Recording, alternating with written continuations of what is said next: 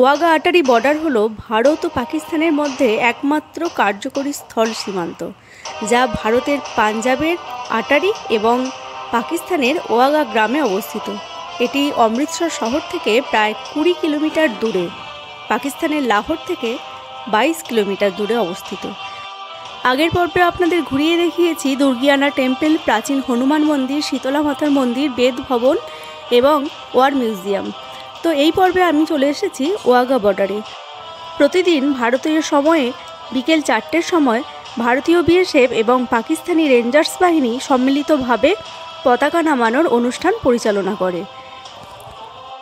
আর এই সময় উভয় দেশের দর্শকরা দেশপ্রেমের স্লোগান, জাতীয় সঙ্গীত এবং উদ্দীপনামূলক গান গেয়ে অনুষ্ঠানটাকে আরও উদ্দীপ্ত করে তোলেন। তো প্রতিদিন শত শত পর্যটক এখানে আসেন।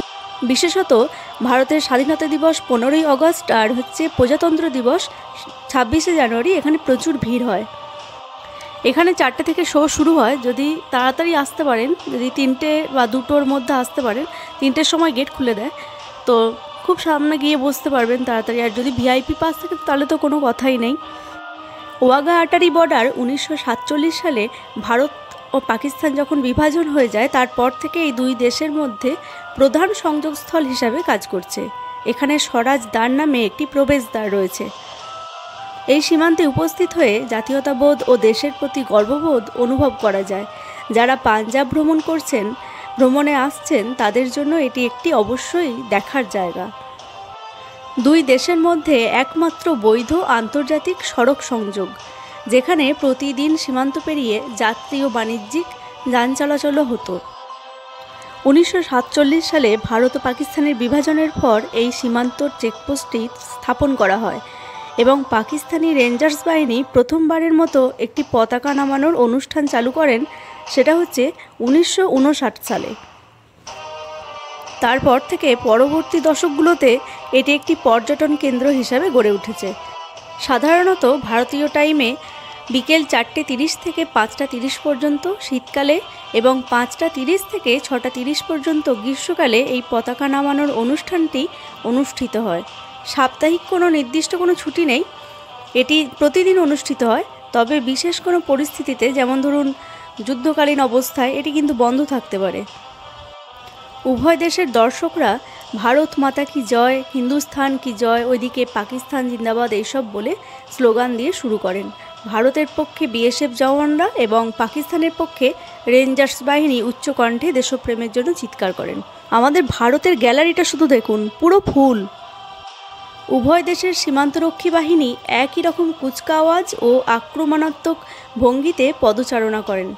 এটি দেখার জন্য প্রতিদিন হাজার হাজার দর্শনার্থী ভিড় করেন এখানে। সূর্যাস্তের ঠিক আগে ভারত ও পাকিস্তানের পতাকা একই সময়ে ধীরে ধীরে নামানো হয়। একদম শেষ পর্যায়ে সীমান্তের গেট কিছুক্ষণের জন্য খোলা হয়, আবার দুই দেশের সেনারা পরস্পরকে করমর্দন করেন এবং তারপরে গেট বন্ধ করা হয়। ভারতীয় অংশে বড় স্বরাজ গেট ও সামার স্মৃতিস্থল আছে, যেখানে দর্শকরা বসে অনুষ্ঠান উপভোগ করতে পারেন।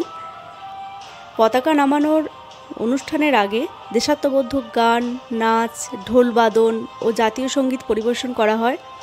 চলুন, এবার অনেক বকবক করেছি, এবার বিটিং দ্য রিট্রিট সেরিমনির আপনারাও একটু উপভোগ করুন। একদম অনুষ্ঠানের শুরুতে দর্শকরাও ওই রোডের মধ্যে গিয়ে পতাকা হাতে নিয়ে কেউ দেশপ্রেমের গান করেন, কেউ আনন্দ উচ্ছ্বাস করেন। ওটা একদম প্রথমের দিকে হয়। আমি যখন প্রথমেই এলাম তখন দেখলাম অনেক দর্শক ওখানে চলে গিয়েছিলেন। আমার আসতে একটু দেরি হয়ে গেছিল।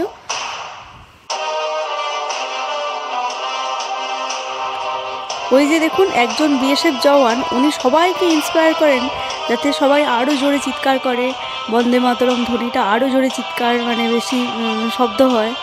তো তার জন্য উনি বিভিন্ন রকম অঙ্গিভঙ্গি করেন।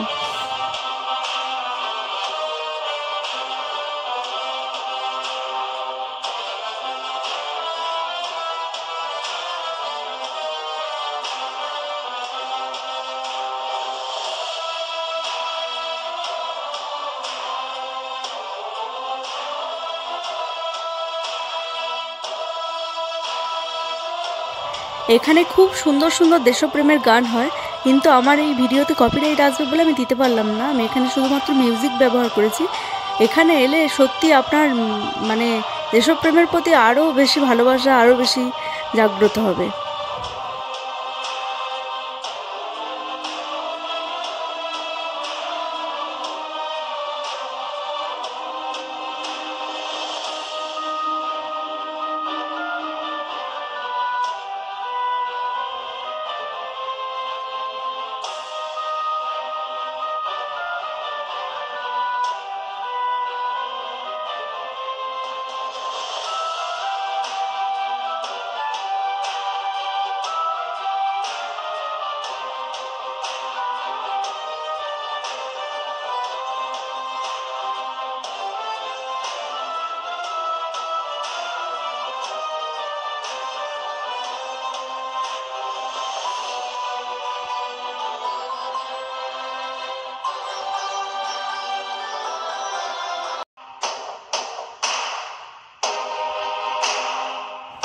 আমাদের ভারতীয় বিএসএফ জওয়ানরা এদিকে কিছুক্ষণ প্যারেড করলেন, কিছুক্ষণ দেশপ্রেমের গান হলো, এরপরে এই যে গেট খোলা হচ্ছে।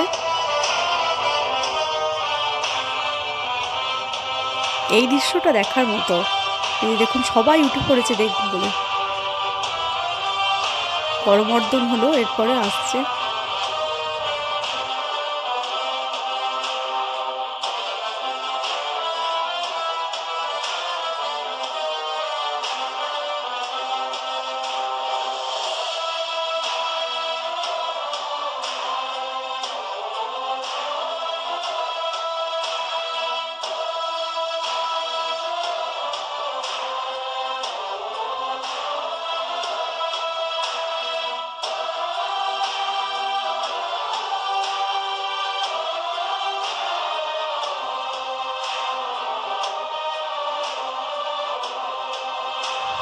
আমি শুধু খেয়াল করছি আমাদের ভারতীয় মানুষের সংখ্যা দেখুন কত, মানে গ্যালারি একদম ফুল। আর অন্যদিকের অবস্থাটাও দেখুন, গ্যালারিটা।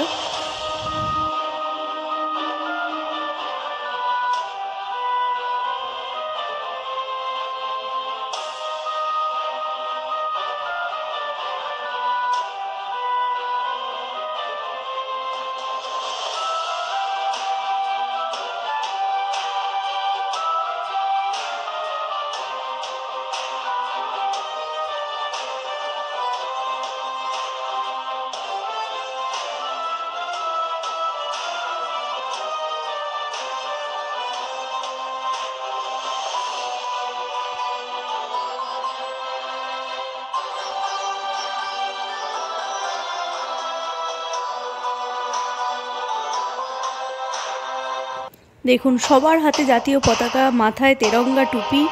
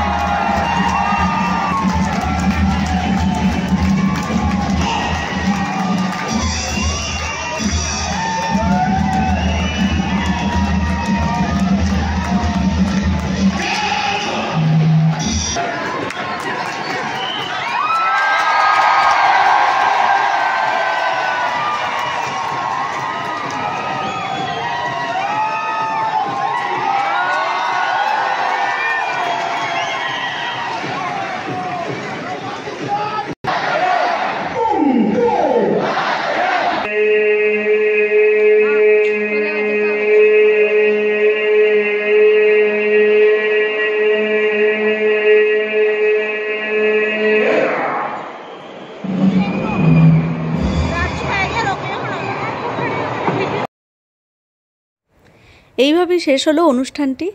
যখন অনুষ্ঠান শেষ হলো তখন বাজে 5:30। আর অনুষ্ঠান শেষে এই রোডের মধ্যে ছবিও তুলতে দেয়। তারপরে শুধু জনস্রোতটা দেখুন।